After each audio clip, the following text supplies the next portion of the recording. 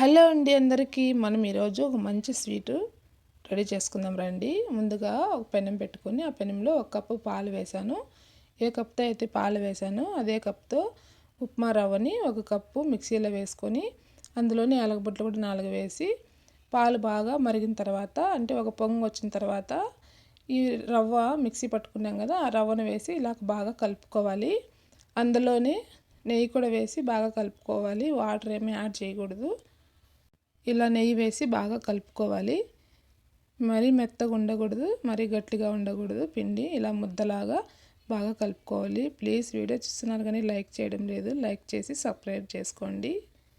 చూడండి, ఇలా ముద్దలాగా కలుపుకున్న తర్వాత మరొక బౌల్లోకి తీసి మూత పెట్టి పక్కన ఉంచుకుందాం. ఇప్పుడు ఇలా మూత పెట్టి పక్కన ఉంచుకున్న తర్వాత స్టవ్ వెలిగించుకొని మరొక గిన్నె పెట్టుకొని అందులో మనం ఏ కప్పుతో అయితే రవ్వ వేసామో అదే కప్పుతో 1.5 కప్పు చక్కెర వేసుకోవాలి. అలాగే 1.5 కప్పు వాటర్ పోసుకొని మరిగించుకోవాలి. ఇందులో యాలకుబుడ్డలు కూడా దంచి వేసుకోవాలి. మీ దగ్గర పౌడర్ అనేది ఉంటే యాలకుబుడ్డల పౌడర్ వేసుకోవచ్చు. నేనైతే యాలకుబుడ్డలు ఇలా దంచి వేసాను. పాకం ఏమి అవసరం లేదు. చూడండి, ఇలా లైట్గా ఇలా వేళ్ళకు ఇలా అతుక్కున్నట్టయితే చాలు. పాకం పట్టి తీగ పాకం అలా ఏమి అవసరం లేదు. ఇలా ఇలా పట్టుకున్న తర్వాత మూత పెట్టి పక్కన ఉంచుకుందాం. ఇప్పుడు స్టవ్ వెలిగించుకొని పెనం పెట్టుకొని అందులో ఆయిల్ వేసుకుందాం. ఆయిల్ వేసుకొని ఇప్పుడు మనం ముందుగా కలిపి పెట్టుకున్నాం కదా రవ్వ ముద్దని, ఆ ముద్దలో కొంచెం కొంచెంగా తీసుకొని ఇలా ఈ షేప్లో చేసుకోవాలి. మీకు నచ్చిన షేప్లో చేసుకోవచ్చు. నేనైతే ఇలాగ చేశాను. చూడండి, అన్నీ చేసి ఇలా ప్లేట్కి తీసి పెట్టుకోవాలి. ఇప్పుడు ఆయిల్ హీట్ ఎక్కిన తర్వాత ఒక్కొక్కటిగా వేసుకోవాలి. మంట మీడియం ఫ్లేమ్లో పెట్టుకొని ఒక్కొక్కటిగా వేసుకోవాలి. ఇవన్నీ వేసిన 1 మినిట్ పాటు అలాగే వదిలేసి తర్వాత ఒక్కొక్కటిగా ఇలా తిప్పుతూ రావాలి. చూడండి, 2 వైపులా తిప్పుకుంటూ మంచి గోల్డ్ కలర్ వచ్చే వరకు వేయించుకోవాలి ఆయిల్లో. చాలా సింపుల్ రెసిపీ అండి.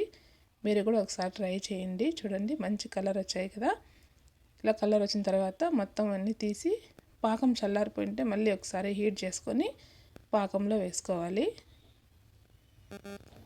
ఇలా అన్నీ మొత్తం పాకంలో వేసిన తర్వాత ఒక 20 నిమిషాలు అలాగే మూతపెట్టి వదిలేసేద్దాం. చూడండి, 20 నిమిషాల తర్వాత అన్ని ప్లేట్లోకి తీసి పెట్టుకున్నాను. చాలా స్మూత్గా, చాలా మెత్తగా, చాలా బాగా వచ్చాయి. మీరు కూడా ఒకసారి ట్రై చేయండి ఈ స్వీటు. పిల్లలు లీవుల్లో ఇంటి దగ్గరే ఉంటారు కదా, ఇలా వెరైటీగా స్వీట్ చేసి పెట్టండి. టేస్ట్ అయితే చాలా బాగున్నాయి. పిల్లలకు కూడా బాగా నచ్చుతుంది. జ్యూసీగా చాలా బాగుంటాయి స్వీటు. ప్లీజ్ వీడియో చూసి లైక్ చేసి సబ్స్క్రైబ్ చేసుకోండి. చూడండి ఎంత బాగున్నాయో.